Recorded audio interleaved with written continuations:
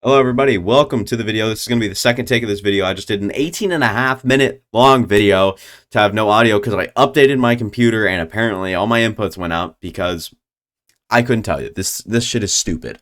Anywho, don't worry, I'm not monetized or anything on this channel yet. So when we get there, there will be no shit bums in the beginning. But to start off, we'll be talking about Eli Tomac and kind of how. I mean, I have no notes. I deleted all my notes, dude. It's so bad. I'm a bit unprepared for this one. As dumb as that sounds, crap. I'm gonna have to go look at. Okay, we can start with Eli Tomac's recent, or I guess 2023 results and finishes this year. In round one in Anaheim, we saw him go first in his heat, first in the main as well. So that was really good as well. We saw that repeat in San Diego. He won his heat and then won the main event. Started off really good. And we head to our first Triple Crown of the season where he gets sixth after going 3-2. So far, so good. He gets a third in that first moto. Second moto comes around, gets second, even better. Third moto comes around, gets 13th. Really unfortunate there in round three. Anaheim 2, like I mentioned, the first Triple Crown of the season, ends up getting sixth overall in that one. Kind of kickstarts a little like inconsistency where he starts off really well, has that inconsistent race. Comes back in Houston, round four, ends up winning that one after getting his doors blown off by Sexton in that heat. Ends up fifth in Tampa, another inconsistent finish. You don't normally see this. This was considered an off week for him, and the way that he was really running wasn't really translating. Like the first half of the season or the first four rounds of the season, we weren't really expecting a fifth here in Tampa, even though he just got a sixth in that Triple Crown. Comes back, gets a first in Houston, and then does that there in Tampa. Then, after another off week, goes back and wins Oakland in round six, gets a first there. Really interesting to see as well for him. Just the way that he can bounce back from any bad finish. Obviously, there's still pretty good finishes for anyone, but not for Eli Tomac, where we hold him up to such a standard and whatnot. But here in the second Triple Crown of the year, ends up third overall. Only got worse throughout the night. Moto 1, he finished first. Second moto, finished fourth. Third moto, he finished sixth. So it was a little tough to kind of watch him kind of deteriorate over the night and whatnot. And then another off week last weekend for him, headed into Daytona and just won both of his heat and the main event. He said the lights turn on, something changes, and obviously something did, and we're going to be headed into Atlanta here pretty soon as well, another speedway. Maybe something like that will happen to him again. But recently we saw probably the worst performance all year long. Finished eighth in Indianapolis here in round 9. It's so bad. It's so bad to look at. But yeah, unfortunate circumstances lead him down into 8th place and whatnot. And we'll really talk about the way that his bike navigates his week for him. It doesn't really carry him. It doesn't really whatever for him. It doesn't like set the course for him. But I think a bike is, I think, the Monster Energy, Yamaha, Yamalu, whatever. The Yamaha Star Racing team, that bike is tremendous. We all know that. We all know it is a good bike. We all know that it is a tremendous boost. And I think Tomac has got that thing in the perfect way. At least it looked that way until we hit, one of those tracks where the bike just wasn't clicking. And then that really made Tomac look a little off. It's like when the bike looks good, Tomac looks even better. Or when Tomac looks bad, the bike looks even worse. So it's really tough to kind of tell time to time, track to track. Because I think the two biggest factors with Eli Tomac this season has been both the bike and the track he's racing on. It's not his mental stability. It's not his confidence. I don't think that it is his talent. I don't think that it's his opponents. I don't think that it's his finishes. At the end of the day, I think it all just comes down to the bike and the track for him. And for him, that is not something to look forward to each and every week. It's not to look forward to seeing if this track or dreading to see this track, depending on what to expect, because that can kind of navigate the way that you make that bike work. Time to time, we've seen it. Time to time where head to a race like Indianapolis where that bike just didn't look good. Looked like the worst it's ever been. Not Houston. I don't really want to use Houston as like an example, but definitely fell off, that top pace as the night went on, and it was really tough to kind of see go from first to sixth over the course of the night, it just wasn't great to watch. I think that it was very uncharacteristic, and I think we were seeing a lot of uncharacteristic things happen here in this second half of the season so far, starting off with Indianapolis and then Daytona, where he looked really bad and then looked really good. Triple Crown in Arlington came around, and that is what I meant, not Houston. I think I said Houston. My bad. Sorry. I lost my notes for this. I deleted it all, considering I thought I nailed this in one take, had the best video of my life. But moving on, it was really good, and I do really think that his bike plays a huge factor every single week. And the more and more we see that, the more and more it's probably going to concern him and his confidence, because the further back he finishes week to week, it doesn't matter if he goes out and wins the next two. If he has another 6th to 9th place finish with Cooper Webb in a podium spot, or even Chase Sexton winning, it really dwells on his confidence. Because how many times can you win but not put together that podium as your off week, where we're seeing Cooper Webb consistently in that podium spot, and that is really what's carried him to that red plate by 1 point to this point. And I think it's really tough to tell with a guy like Chase Sexton, who would probably be winning this championship due to these off weeks from Eli Tomac and the slow start from Cooper Webb. If he didn't have all those mistakes, I think Chase Sexton would be in a tremendous spot if he keep the bike up on 2 wheels. Unfortunately, that's not the case. And if he could fix that, likely has a good chance at the championship. Cooper Webb right now probably has the highest chance at winning this championship with all these Tomac inconsistencies.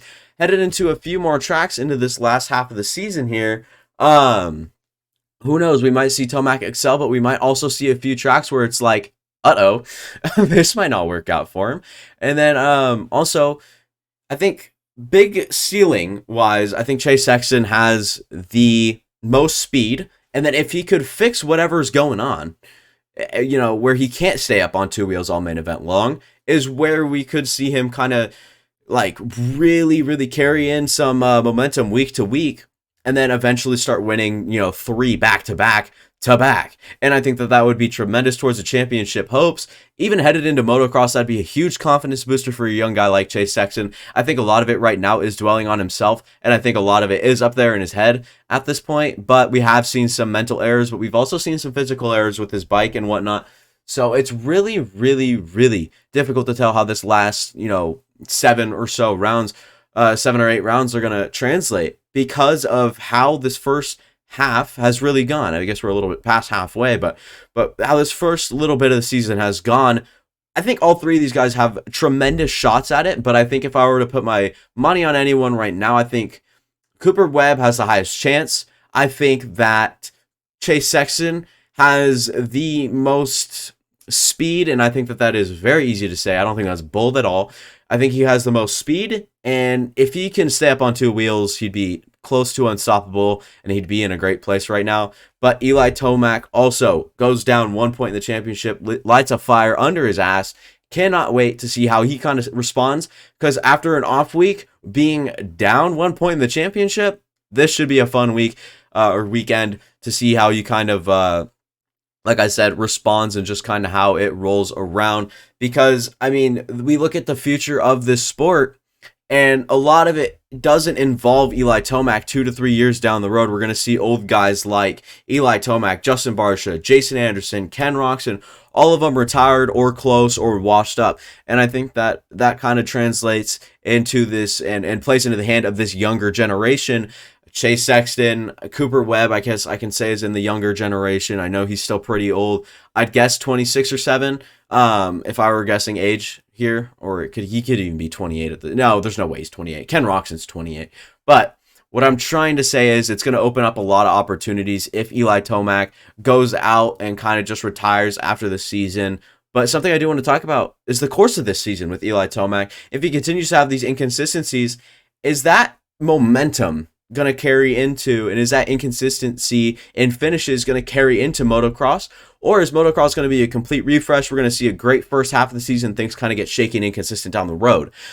I cannot wait for this motocross season to start. We've got a lot to look at. We've got Jett Lawrence moving up to the 450s.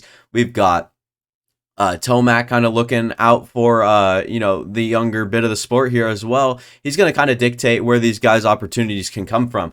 In my opinion, if he goes out and crushes motocross, if he comes out and wins the Super Motocross Playoff Championship, whatever that prize pool is, I think he still retires, but I think that there is a slight chance that he comes back for like a Supercross only deal. And I think that that would be fun to see, to kind of see him off in Supercross, being one of the GOATs in Supercross and just the GOATs in general. I think he's entered top 3 all time, maybe top 4, but maybe you have Ricky Carmichael, James Stewart, and then you have Eli Tomac number 3. We're just seeing some greatness out of Eli Tomac.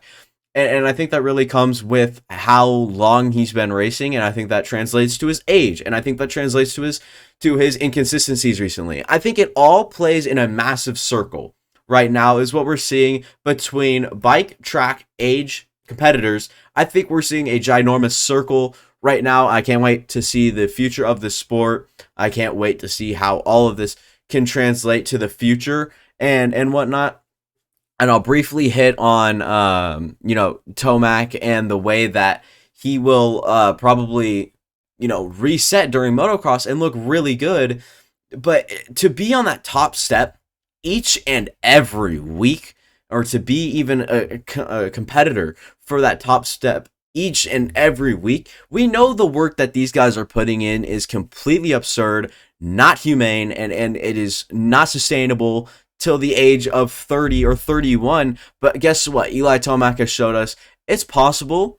If you just set your mind, I think he's still training up in Colorado. The guy looks unstoppable at points, and I think that really just shows to what the sport has come to and how much work you need to put in to be those best guys. Chase Sexton busted his ass. All right, this guy was a good 250 rider. Not like great or one of the best. He's not a Jett Lawrence. Despite those 2 Supercross championships, they were very close. They're not dominant like Jett Lawrence's have seen, or like we've seen out of Jett Lawrence. But we've seen Chase Sexton go to the 450 class, do really well.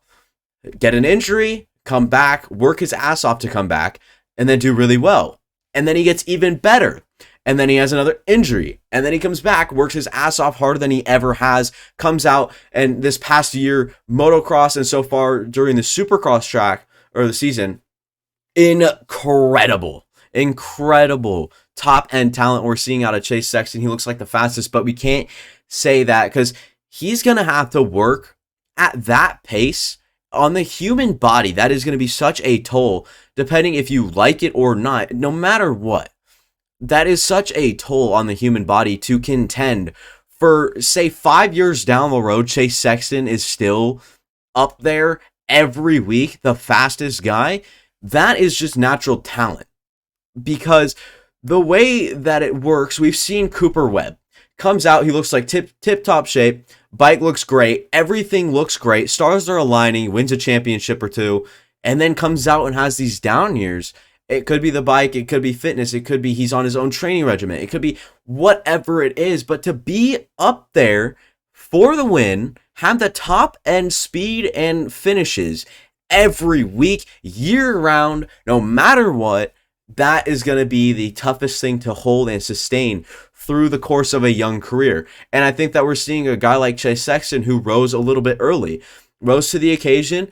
He's still very young in that 450 class and still not very inexperienced or anything like that, but he's got enough experience to kind of hold him accountable, to know that it's a bad moto, to know he's taking his bad lines. He's not like a full-on rookie where we're going to see him make these mistakes and say it's justified he's a rookie. It's to the point where he's old enough and mature enough to, wow, these are serious rider errors, serious bike errors, serious whatever, and there's some speculation of him leaving HRC Honda, and there are some speculations of Cooper Webb almost 100% leaving Red Bull KTM. So I just, the future of the sport is such up in hands, and I think it's crazy to think about how much Eli Tomac kind of weighs in on this. I know I kind of just went on a rant about how, Chase Sexton and everything like that is, and how hard it is on the human body, but imagine doing that at 30 years old after doing it for not your entire life, but since you've turned pro. He's been pro for a while now, and I think Eli Tomac has always been a hard worker, but I think he's recently hit his peak.